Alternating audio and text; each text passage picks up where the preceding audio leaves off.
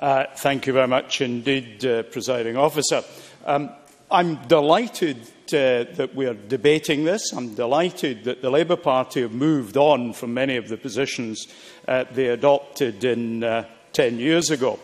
For example, in the Agricultural Holdings Bill, where the SNP brought forward the idea that a compulsory right to buy might be a good idea, one of those who voted against it was, strangely enough, Rhoda Grant. That was at stage 2 in committee. John Farquhar-Munro joined the SNP members. Mike Rumble voted against. There is no time, sorry.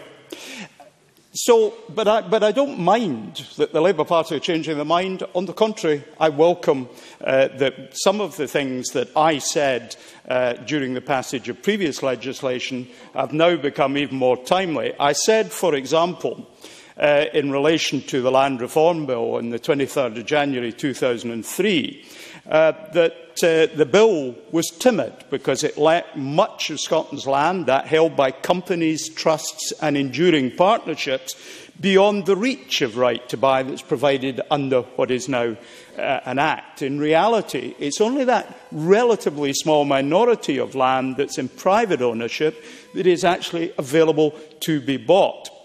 So I hope that we can explore through the Reform Group what kind of constraints are created by that. We don't necessarily have the legislative power here to deal with that, but either through voting yes in 2014 or with the enthusiastic support of a Tory Prime Minister who says he's willing to help, we might see a way of unpicking the trust law that is far too often in the whole of the UK, but Scotland in particular in relation to land, used to conceal beneficial ownership, to prevent legal transfers of land, because it's the interest in the trust that transfers, not the interest in the land.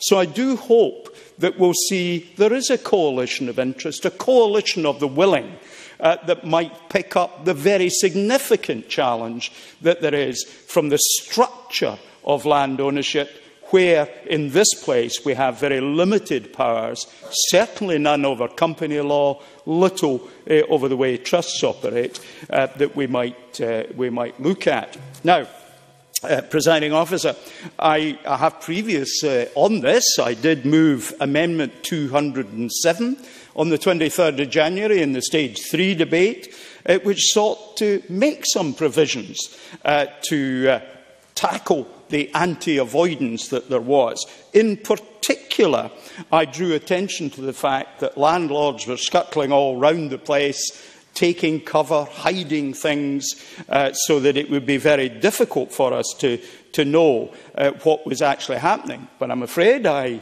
was unable on that occasion to persuade the then government that they might have said, and indeed, apparently in a sedentary intervention, the Tories said that trusts are very good indeed. Rhoda Grant rightly talked about the Park Estate, and I absolutely share her discontent that Part 3 of the Land Reform Act has as yet not delivered a single purchase.